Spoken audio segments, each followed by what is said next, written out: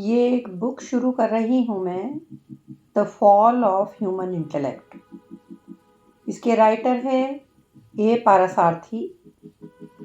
ये एक internationally acclaimed philosopher हैं। इनकी वेदांता एकेडमी इंटेलेक्चुअल एबिलिटी को एक्वायर करने और लाइफ के हायर वैल्यूज़ को अचीव करना सिखाती है। केवल ह्यूमन स्पीशीज़ ही एक ऐसी स्पीशीज़ है जिसको अपने सर्वाइवल के लिए इंटेलेक्ट चाहिए। इसीलिए हमको सोचने, रीज़न देने के लिए, तर्क देने के लिए और अपने एक्शंस को डिसाइड करने के लिए ये इंटेलेक्ट हमको दी जाती है। लेकिन हम लोग इसकी इम्पोर्टेंस को समझ नहीं पाते। इंटेलेक्ट का कितना वाइटल रोल है ये हम लोग रियलाइज़ नहीं कर पाते। यही हमारी सबसे बड़ी गलती है, इंटेलेक्ट को इग्नोर करना और इसे नेग्लेक्ट करना। इंटेलिजेंस और इंटेलेक्ट दोनों अलग हैं। इंटेलिजेंस जो हमको कोई चीज़ पढ़कर ज्ञान मिलता है, और इंटेलेक्ट सिर्फ इंटेलिजेंस से नहीं डेवलप की जा सकती। इंटेलेक्ट इस तरह से नहीं बनती। इंटेलेक्ट को खुद डेवलप करना पड़ता है। लेकिन दुनिया में इंटेलेक्ट को डेवलप करने का कोई प्लान या कोई प्रोग्राम नहीं है। नॉलेज को गेन करने की तो दुनिया भर की ब्रांचेस हैं, यूनिवर्सिटीज़, कॉलेजेस, लेकिन इंटेलेक्ट के बारे में हम अनजान हैं और इसके परिणाम काफ़ी निराशाजनक हैं। दुनिया अलग अलग भागों में बट गई है। Bitterness, hatred, terrorism. Human race is now becoming an endangered species threatened with extinction. आप इस क्राइसिस को रोकिए। Save yourself and save the world. ये दुनिया कॉज एंड इफेक्ट का फिनोमिना है। यानी हम एक ऐसी दुनिया में रहते हैं जो लॉ से चलती है, नॉट बाय चांस। हर चीज़ के पीछे कुछ कारण होता है, चाहे हमें पता हो या ना हो। कॉज का इफेक्ट होता है, चाहे हम उसे देख पाएं या ना देख पाएं, चाहे हमें वो पसंद हो या ना पसंद हो। और ये रियलिटी दुनिया में सब जगह दिखाई पड़ती है और यही चीज़ दुनिया को खूबसूरत बनाती है। ह्यूमन बीइंग्स और ऑब्जेक्ट्स इस तरह से आपस में अरेंज्ड हैं जो लाइफ का रिदम है। A heaven upon earth. Desire, attachment, lust और ग्रीड, इसने इंसान को पूरी तरह से बर्बाद कर दिया है। इसका सबसे दुखद कारण है ह्यूमन इंटेलेक्ट का पतन, the loss of reason and judgement. ये लोगों को इस तरह से रिएक्ट करने को मजबूर कर देती है, जैसा लोग कर रहे हैं वैसा ही हम करते हैं। बिल्कुल एनिमल्स की तरह से। हार्डली ही ऐसे लोग होते हैं जो अपनी इंटेलेक्ट को यूज़ करके ओरिजिनली सोच पाते हैं, फ्रीली और इंडिपेंडेंटली सोच पाते हैं, जिस वजह से ये हेवन एक इमेजिनरी हेल बन गया है। लोगों की खुशी दुख में बदल गई है। जॉय एंड हैप्पीनेस सॉरो और मिजरी में बदल गया है। दुनिया में शांति की कमी है, लोगों में फाइटिंग चल रही है, और ये हुआ है ह्यूमन इंटेलेक्ट को नेग्लेक्ट करने की वजह से। लोग सेल्फ सेंटर्ड हो गए हैं, सेल्फिश हो गए हैं। ह्यूमैनिटी ने अपना कंट्रोल खो दिया है, लेकिन ह्यूमैनिटी ही इसको वापस भी ला सकती है। आप अपने भाग्य के निर्माता खुद हैं और आप ही अपने दुर्भाग्य के निर्माता भी हैं। You make your self, you मार योर सेल्फ। दुनिया को इस दुख से बचाने की सारी जिम्मेदारी हम पर है। सबसे पहले जानना ज़रूरी है कि हम कैसे बने और हम इसे कैसे फुलफिल कर सकते हैं। ह्यूमन बीइंग स्पिरिट मैटर से मिलके बना है। स्पिरिट और मैटर, स्पिरिट का मतलब है सेल्फ, यानी the divine core of human personality, और मैटर आती है हमारी बॉडी, माइंड और intellect. The self enlivens the body to perceive and act, enlivens the mind to feel and intellect to think and contemplate. यानी ये self body से perceive करवाता है, एक्ट करवाता है, माइंड से फील कराता है और इंटेलेक्ट से हमें सोचने और चिंतन करने की शक्ति देता है।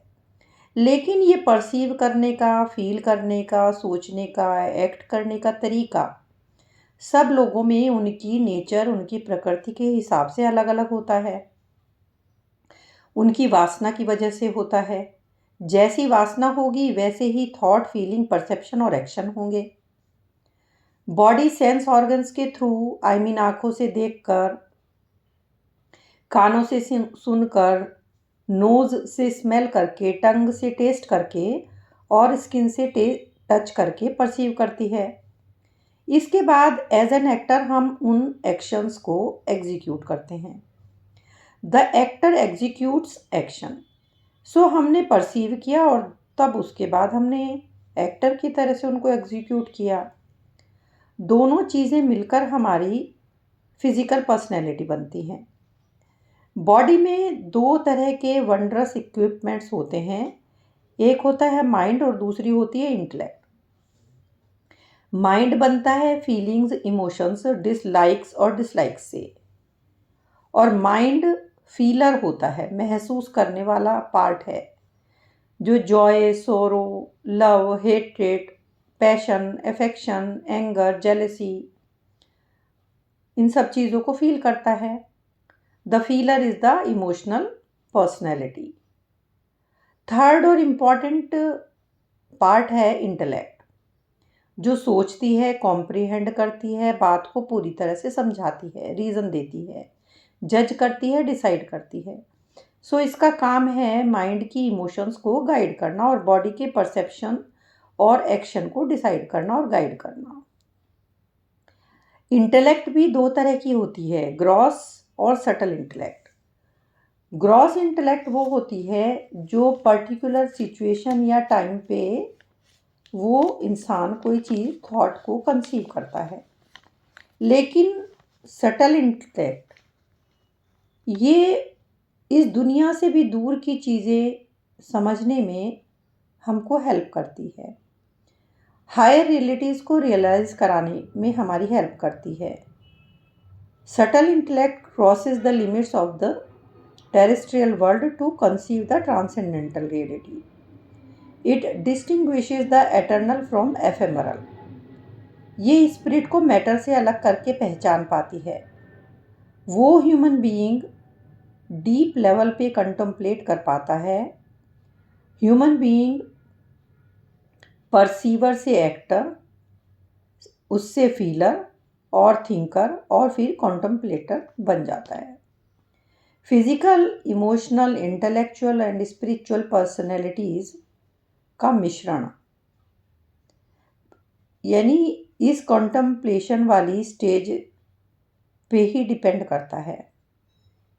और इस पर हम कैसे पहुँचें। ह्यूमन डेवलपमेंट 4 स्टेजेस में हुआ। पहली स्टेज थी परसेप्शन की age of perception, age of observation. Third थी एज ऑफ साइंटिफिक इंक्वायरी और फोर्थ एज थी age of contemplation. Age of perception, जब ह्यूमन बीइंग इस दुनिया में एग्जिस्टेंस में आए, उस समय सिर्फ देखकर, सुनकर, टेस्ट करके, स्मेल करके, टच करके जो भी उस समय के लोग अनुभव लेते थे वो एज ऑफ परसेप्शन था, with no further reaction within themselves. वो सिर्फ इसी में खुश और संतुष्ट थे। उसके बहुत बहुत टाइम के बाद, परसेप्शन वाली एज के बाद ऑब्जर्वेशन वाली स्टेज आई। Second stage, they begin to react with what they perceive. ये लोग चीज़ों को देखकर उनको कोरिलेट करते थे। फॉर एग्जाम्पल, कोई व्यक्ति किसी अच्छे काम के लिए घर से निकला, तभी एक ब्लैक कैट रास्ता काट गई और उस व्यक्ति का जो वो काम करने जा रहा था वो सही नहीं हुआ। तो उन्होंने दोनों घटनाओं को मिलाकर एक थ्योरी डेवलप कर ली। यानी यदि ब्लैक कैट रास्ता काटती है तो वो बैड लक लाती है। इस तरह से बहुत सारे सुपरस्टिशन वाला एरा शुरू हो गया। इसमें कोई तर्क, कोई रीज़न, कोई जजमेंट कुछ नहीं होता था।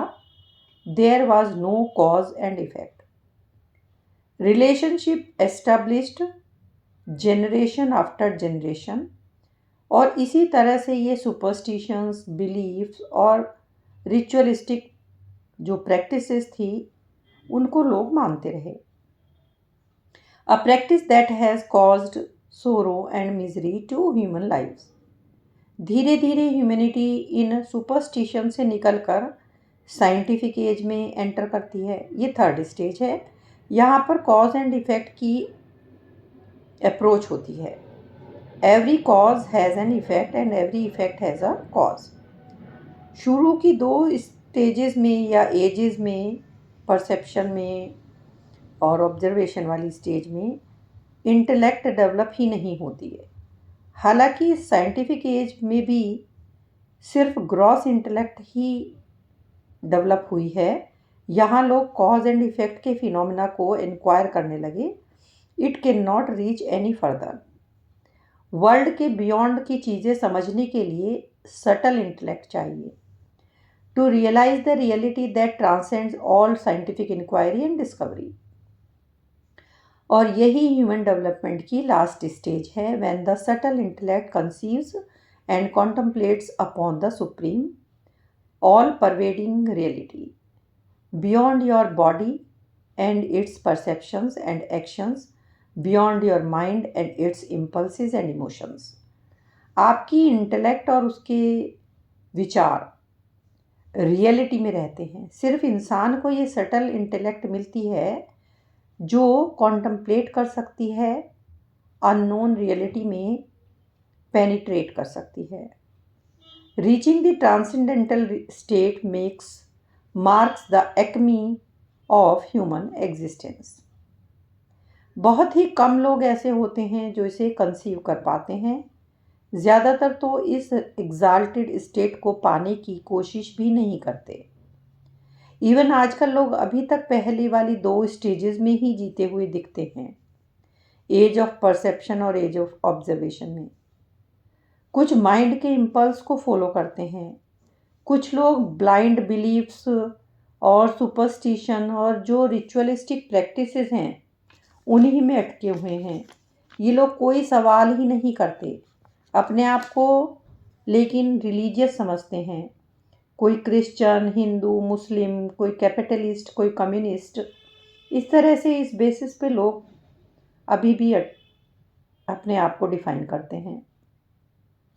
No thought, no reason, no judgement, they are driven by doctrines and dogmas. Actually अभी भी इंसान इस स्टेज तक नहीं पहुंच पा रहा है क्योंकि इसके लिए काफ़ी एफर्ट चाहिए। The highest state of contemplation needs extreme intellectual effort. जब इस सटल इंटेलेक्ट की यूज़ हम करेंगे तो सेल्फ रियलाइजेशन को हम अटेन कर पाएंगे। नेक्स्ट एपिसोड में मैं आपको बताऊंगी कि कौन कौन सी 3 स्पीशीज़ होती हैं और ये स्पीशीज़ कैसे फंक्शन करती हैं, चॉइस का डिलीमा क्या है और हर्ड इंस्टिंक्ट क्या है।